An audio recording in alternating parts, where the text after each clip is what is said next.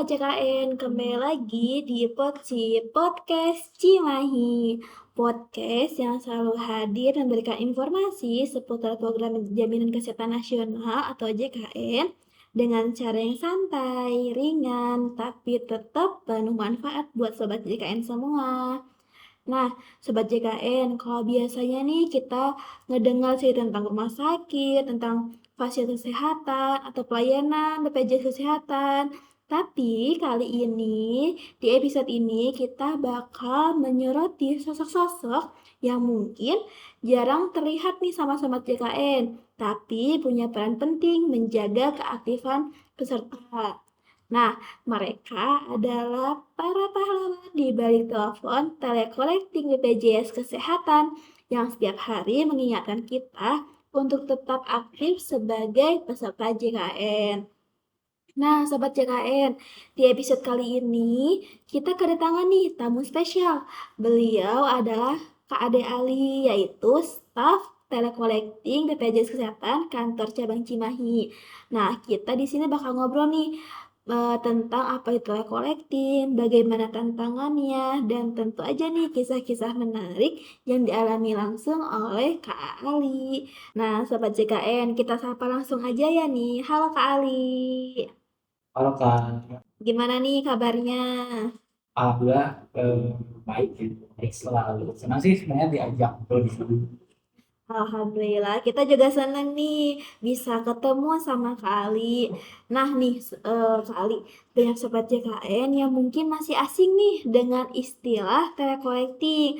Nah, Kak Ali bisa jelasin dong nih buat sobat JKN, apa sih sebenarnya telecollecting itu?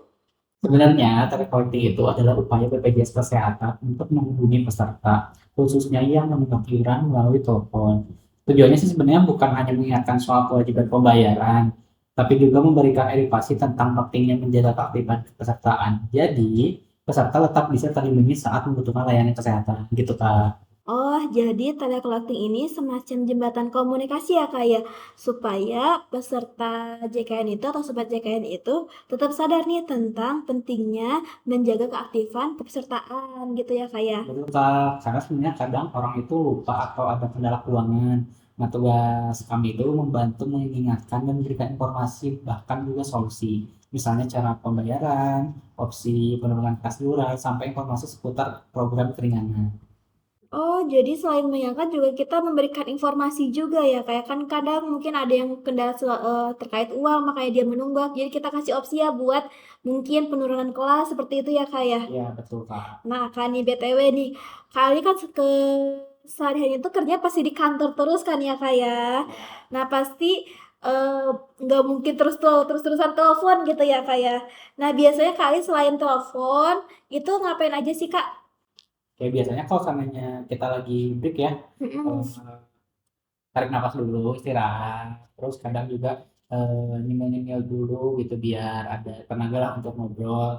Eh, Ya seperti itulah Kak. Oh jadi ngobrol-ngobrol sama temen juga gitu ya kak Iya. ya. Nah kak Ali sendiri sebenarnya udah berapa lama sih jadi telecollecting di KC Cimahi ini?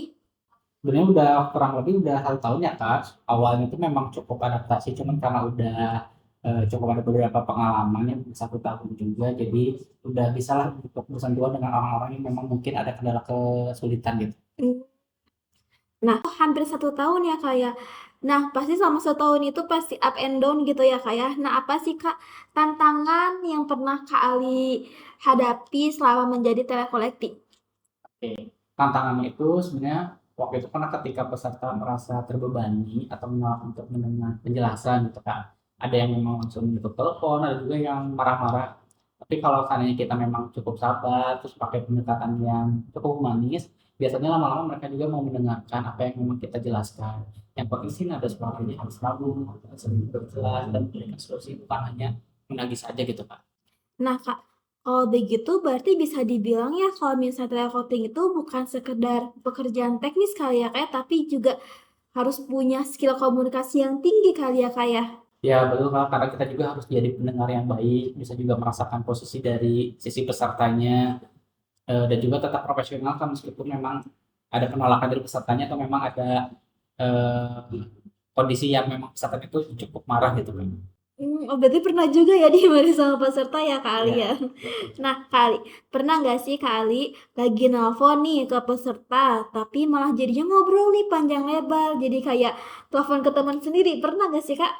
nah pernah Kak, kadang ada peserta yang memang awalnya ditanya soal iuran, tapi malah cerita panjang tentang kesehatannya, keluarganya, sampai pengalaman mereka selama di rumah sakit. Karena kita juga memang jadi teman curhat Kak lah secara tidak langsung. Wah, itu berarti selain telemarketing juga bisa jadi telecurhat ya Kak ya. Nah Kak, aku tuh penasaran banget nih Kak. Pasti nih ada pengalaman-pengalaman berkesan nih selama jadi telekolekti. Nah, bisa diceritakan dong ke Sobat CKN, pengalaman berkesannya tuh apa aja sih Kak? Oke Kak, ada satu pengalaman yang memang sampai sekarang aku ingat gitu Kak. Waktu itu aku menghubungi seorang bapak yang menunggaknya cukup lama. Awalnya beliau itu keberatan karena memang merasa iurannya itu jadi beban gitu bagi beliau. Aku coba jelaskan manfaatnya bahwa kesehatan itu mahal dan tidak pernah tahu kapan sakit itu datang. Akhirnya beliau mau melunasi. Beberapa minggu kemudian keluarganya ternyata butuh layanan rumah sakit. Setelah itu beliau kembali hubungi aku sendiri, lalu mengucapkan terima kasih karena perlindungan BPJS Kesehatan yang sangat membantu. Dan itu aku merasa panggil kecil ini bisa jadi penyelamat besar gitu untuk orang lain. Wah, ya aku merinding banget nih dengernya. Apalagi kata-kata terakhirnya, panggilan kecil bisa jadi penyelamat besar untuk orang lain. Hebat sekali nih. Nah Kak, berarti dari situ kita bisa kelihatan ya nih Sobat JKN, pekerjaan telekolekting itu bukan cuma soal angka iuran atau nagih-nagih tentang iuran, tapi benar-benar menyangkut tentang keselamatan dan kesejahteraan orang. Betul Kak, kadang hal-hal itu tuh jadi motivasi gitu bagi kita selaku telekolektif.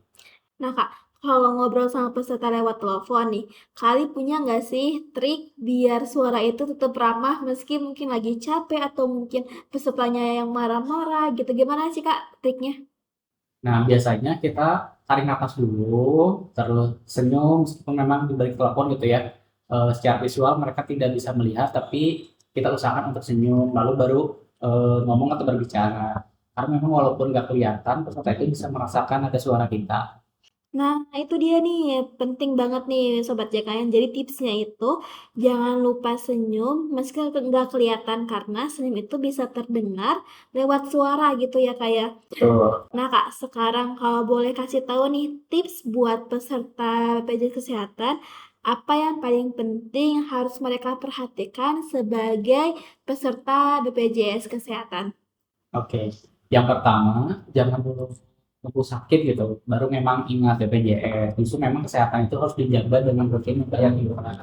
Lalu yang kedua, kalau memang merasa keberatan dengan kelas iuran tertentu, jangan jangan putuskan berhenti gitu, tapi manfaatkan opsi penyesuaian kelas yang lainnya. Dan yang ketiga, jangan ragu untuk bertanya atau mencari informasi ke kanal resmi BPJS Kesehatan, termasuk ketika mendapat panggilan dari telekolektif.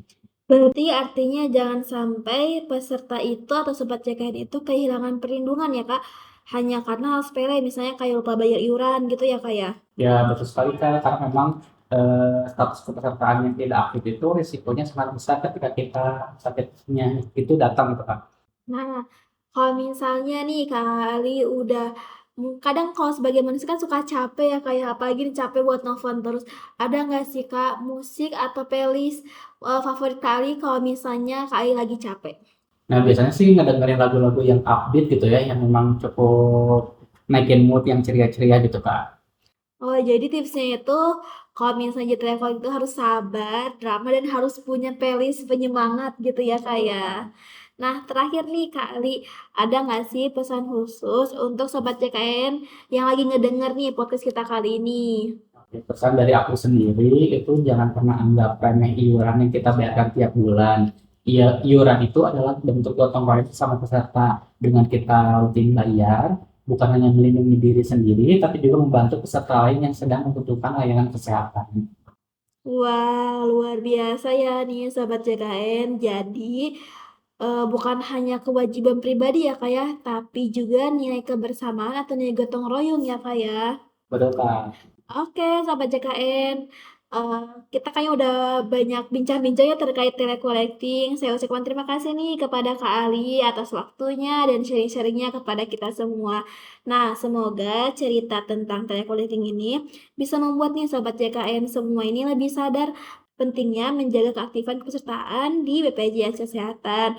Nah, buat Sobat JKN, jangan lupa nih rutin bayar iuran, jaga keaktifan kepesertaannya, dan lindungi keluarga Sobat JKN. Nah, sampai jumpa di episode berikutnya. Tetap sehat, tetap semangat. Terima kasih Sobat JKN.